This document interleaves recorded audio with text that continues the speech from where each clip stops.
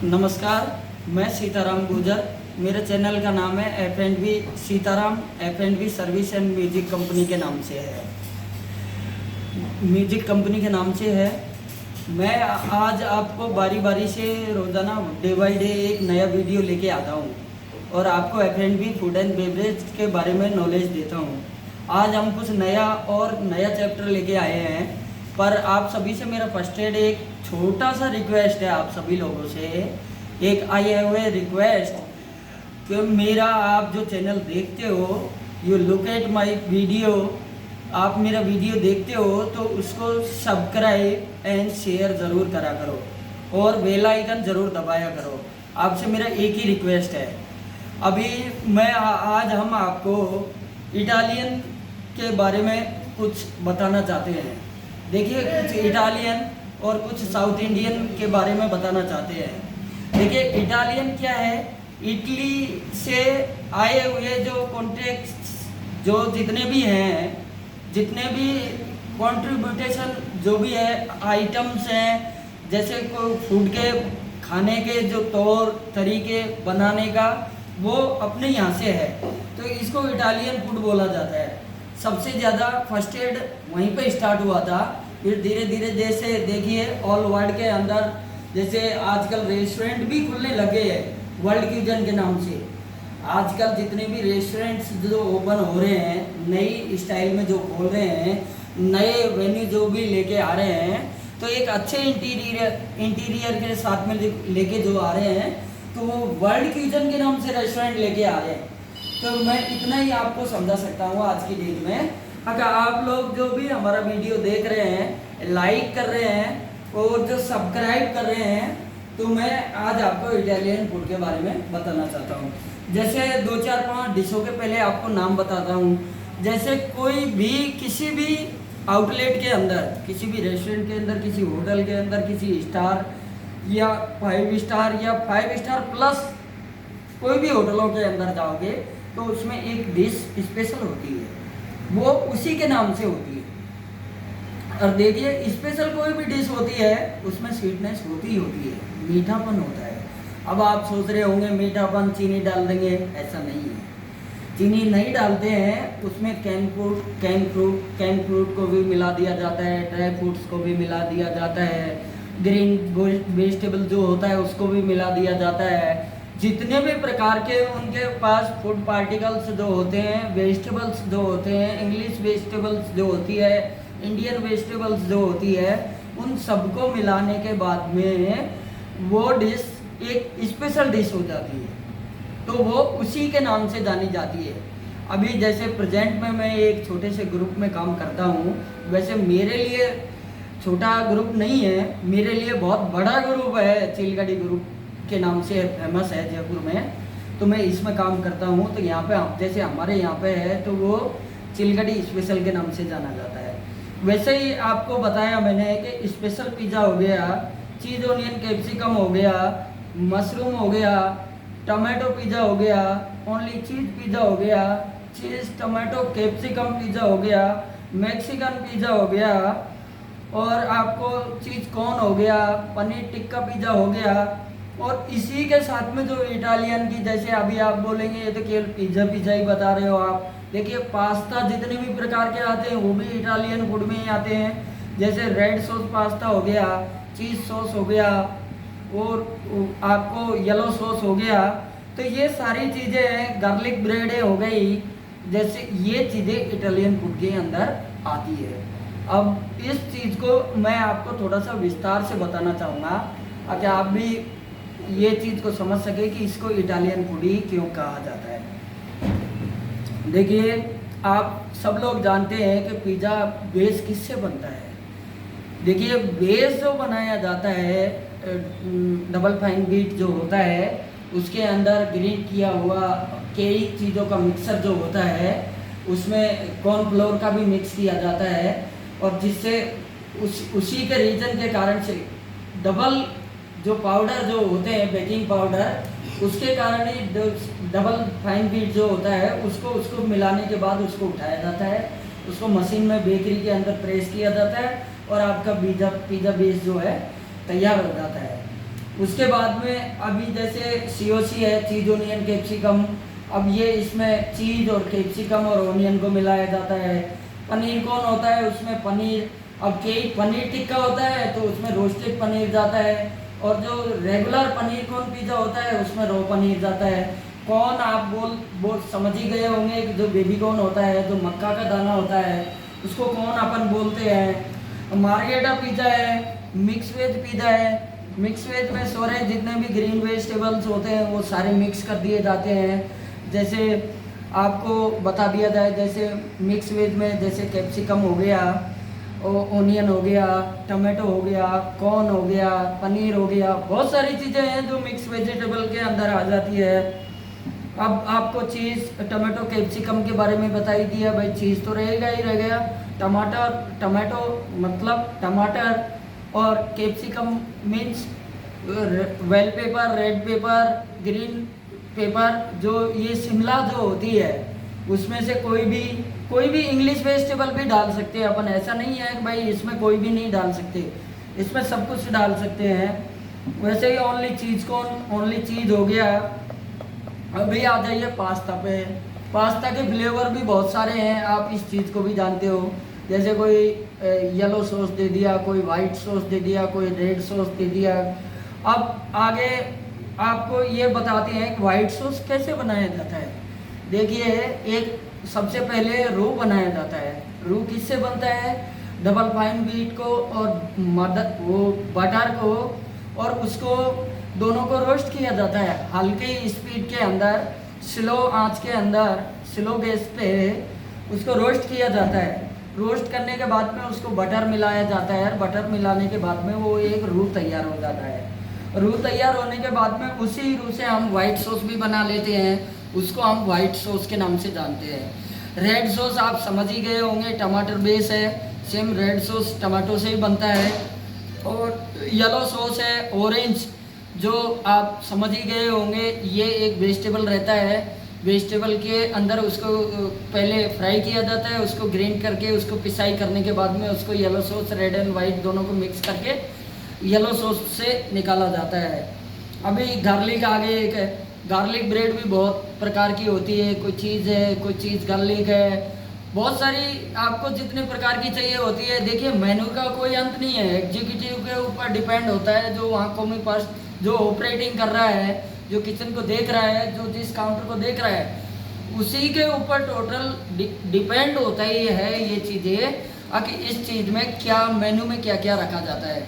इसलिए आपको ये इटालियन के अंदर मैंने आपको चीज़ गार्लिक ब्रेड भी बताया। अब आ जाइए आप लोग इन चीज़ों की विशेषताएं कैसे क्या होती है। अभी देखिए, पिज़्ज़ा बेस की साइजें भी अलग अलग होती है। कोई मिनी होता है, कोई स्मॉल होता है, कोई मीडियम होता है, कोई बिग साइज होता है। देखिए, 4, 6, 8, 12 ये इनकी साइजें होती है अलग अलग प्रकार से। तो ये इनकी साइज होती है। अब किसी को मिनी और भी मिनी चाहिए तो 3 इंच में भी निकल सकता है। तो वो 3 इंची का जो बेस होता है सबसे मिनी साइज के अंदर जो आता है। मीडियम साइज के अंदर जो आता है, जो रेगुलर रेस्टोरेंटों में मोस्टली जो चलता है 8 इंची बेस चलता है। और जो हाई फाई जो बहुत ही ज़्यादा पॉपुलर जो होते हैं, पिज़्ज़ा हट जो होती हैं, जो बहुत ज़्यादा बड़े रेस्टोरेंट्स जो होते हैं, स्टार लेवल होती है, उनमें 12 इंच का बेस चलाया जाता है। तो इन सब चीज़ों को देखते हुए आप लोगों को देखो, पिज़्ज़े की साइज़ हमने बताई आपको, तो इस प्रकार से पिज़्ज़े की साइज़ भी होती है। गार्लिक ब्रेड की, अब गार्लिक ब्रेड पे भी आ जाइए आप लोग। देखिए, वैसे तो इसको 1.5x2 पे लिया जाता है, इसकी साइज़ जो 1.5x2 ही होती है, पर इसको कई जैसे बढ़िया बेकरी वाला होता है, कॉस्टली देता है, क्वालिटी में अच्छा बनाना चाहता है, तो उसके 3 इंची का साइज़ भी दे देता है। और उसको 3 इंची का साइज़ देने के बाद में भी उस पर जैसे अभी फॉर एग्जाम्पल आपको क्या बेकरी का उदाहरण दूँ, अच्छा नहीं लगता, पर जो अच्छी मोस्ट पॉपुलर बेकरियाँ जो होती है, वो गार्लिक ब्रेड का जो छंद हम जिसको हिंदी में बोलते हैं लिप्स जो हम बोलते हैं, उसको जो डंडा होता है उसका गार्लिक ब्रेड का, उसकी साइज़ 2 फीट होती है, कोई 1.5 फीट होती है, कोई 3.5 फीट होती है। उस साइज़ के हिसाब से उसकी कटिंग कर ली जाती है। अब रही बात आपको साइज भी मैंने इसकी बताई आपको, देखिए 1.5 इंची सबसे छोटी गार्लिक ब्रेड की साइज होती है, और 3 इंची सबसे बड़ी साइज होती है जो उसकी चौड़ाई होती है। राउंड शेप में जिस चौड़ाई को अपन बोलते हैं, जिसकी उसकी मोटाई आती है, हम उसको बोल सकते हैं, आपको बता सकते हैं। ये रही हमारी गार्लिक ब्रेड की बात। अब आज आपको एक छोटी सी चीज़ और मैं बताना चाहता हूँ। देखिए आप सब लोग इसी चीज़ के मेन्यू के बारे में तो सीख ही रहे हैं, पर मैं आज आपको एक छोटा सा रिक्वेस्ट और करना चाहता हूँ। एक छोटी सी आपको बेसिक नॉलेज जिसको बोलते हैं वो भी देना चाहता हूँ। देखिए स्टाफ किसी भी होटल हो, रेस्टोरेंट हो, बैंकेट हो, गार्डन्स हो, लॉन हो, किसी भी प्रकार से हॉस्पिटलिटी के अंदर जो भी आदमी अपना स्टाफ होता है, देखिए प्रॉपर हाइजीनिंग से होना चाहिए। वर्क प्लेस भी प्रॉपर हाइजीनिंग के अंदर ही होना चाहिए। जैसे कोई भी चीज़ है कवर्ड होनी चाहिए, कटिंग करने वाले का नाइफ साफ होना चाहिए। जैसे कटिंग करके किसी भी बर्तन में रख रहा है तो बर्तन भी साफ होना चाहिए, प्लस उसको कवर्ड करने का जो तरीका है वो भी उसको प्रॉपर होना चाहिए। ये और स्टाफ का वैसे ही हाइजीनिंग भी स्टाफ का वैसे ही है। जैसे आपको बता देता हूँ हाइजीनिंग और ग्रूमिंग के बारे में। जैसे स्टाफ प्रॉपर तरीके से, देखिए किसी भी कहीं भी आप जाएंगे, किसी भी जगह जाएंगे तो एक तो स्टाफ प्रॉपर हाइजीनिंग और ग्रूमिंग में होना चाहिए। कैसे, फॉर एग्जांपल उसके जूते एकदम शुद्ध पॉलिश होने चाहिए, यूनिफॉर्म वेल अपडेट होनी चाहिए, हेयर कटिंग होनी चाहिए, शेविंग बनी हुई होनी चाहिए स्टाफ की, और उसका स्टैंडिंग, उसकी बॉडी लैंग्वेज, उसकी लैंग्वेज, उसके बोलने का, चलने का, काम करने का, उसका बिहेव, उसकी लैंग्वेज, ये सब डिपेंड करता है स्टाफ पर। तो उसका देखिए बोलने का तरीका एक बहुत ही अच्छा तरीका होना चाहिए। दूसरी बात, उसके बोलने के तरीके के अलावा उसका काम करने का तरीका बहुत अच्छा होना चाहिए। अब पोलाइटली वे में हम सबसे वो बात करें, कस्टमर से हंस के वो बात करें, तो बढ़िया तरीके से जब वो इन चीज़ों को, सभी चीज़ों को आप लोग लेते हो, सभी चीज़ों को आप जब देखते हो, तो देखिए आपकी जो कस्टमर आता है वो एक चीज़ नोटिस करके लेके जाता है यहाँ से। जैसे हमारे रेस्टोरेंट में कोई भी कस्टमर आया तो वो देखिए हाइजीनिक नोटिस करके ले जाता है, प्रॉपर तरीके से साफ सफाई मिलनी चाहिए, आपका साइड बोर्ड प्रॉपर क्लियर होना चाहिए, टेबल वेल अपडेट होनी चाहिए।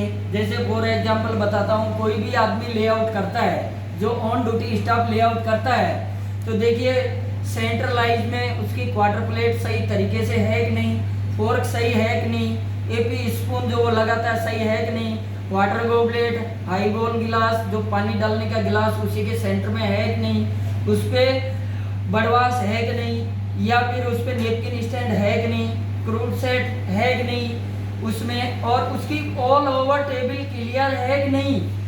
और कोई तो उस पर देखिए बड़वास जो आता है, ये शब्द आपको अटपटा लगा होगा।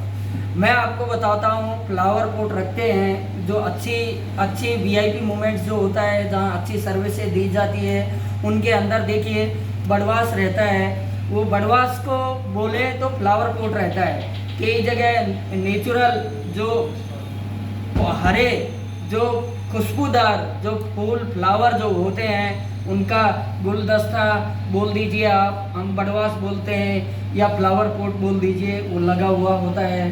कहीं पर आर्टिफिशियल भी लगे हुए ऑलरेडी रहते हैं, डेकोरेशन के हिसाब से उसको आर्टिफिशियल का मतलब वो प्राकृतिक नहीं है, नेचुरल नहीं है, वो बनाए हुए हैं, या किसी फाइबर से बनाए हो, प्लास्टिक से बनाए हो, पेपर से बनाए हो, कोई किसी भी शीट से बनाए हो। ये एक बेसिक नॉलेज है, वो फ्लावर पॉट ऑन टेबल रहता है।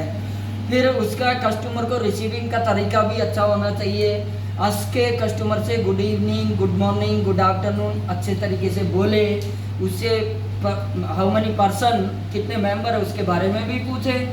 इस तरीके से अगर हमारा बिहेव जो रहता है वो एक प्रॉपर तरीके से होता है, तो ये मैं गारंटी के साथ कह सकता हूँ, 101% कह सकता हूँ कि आपका बिजनेस, आपका रेस्टोरेंट, आपकी होटल, आपका जो भी आउटलेट है, आपका shopping mall 101% day by day growth करता ही जाएगा, स्टेप बाय स्टेप वो बढ़ता ही चला जाएगा। इस तरीके से आप लोगों को, अपने स्टाफ को, अपनी मैनेजमेंट को और अपने जो भी अंडरटेकिंग में जितना भी स्टाफ काम करता है उसको भी फॉलो करना चाहिए, और एचओडी जो होता है, हेड ऑफ डिपार्टमेंट, उसको भी फॉलो करना चाहिए।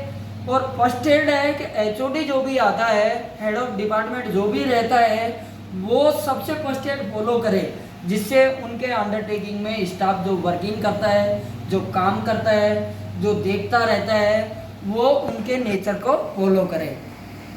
हम किसी भी स्टाफ से बहुत अच्छे तरीके से बोले, उनको सर लगा के बोले, जी लगा के बोले, तो ये एक हमारा मैनर्स, ये एक हमारी हैबिट्स, एक हमारी अच्छी, जिस चीज़ को बोलते हैं ना कि एक बहुत अच्छी आदत को दर्शाता है ये चीज़ें। तो इस तरीके से अपने से जो वर्किंग में, जो अपने से पोस्ट में मान लीजिए, या फिर अपने से डिपार्टमेंट वाइज जो नीचे वर्किंग करते हैं, जो डाउन साइड स्टाफ रहता है, उसको हमेशा सर लगा के, जी लगा के बोलिए, आपको रेस्पेक्ट देगा। आप खुद भी उनको रेस्पेक्ट दीजिए, जितना भी एचओडी होता है वो भी अच्छे से उनको रेस्पेक्ट दें। और उनको देखिए, वो अच्छा काम करते हैं तो उनको एक शाबाशी अपन जिसको बोलते हैं, उनको एक रेस्पेक्ट होना चाहिए, उनके लिए एक जगह होनी चाहिए। इसीलिए हम हाइजीनिंग और ग्रूमिंग के बारे में आप लोगों को बताया। इसी तरीके से देखिए, वीडियो बहुत लंबा हो चुका है।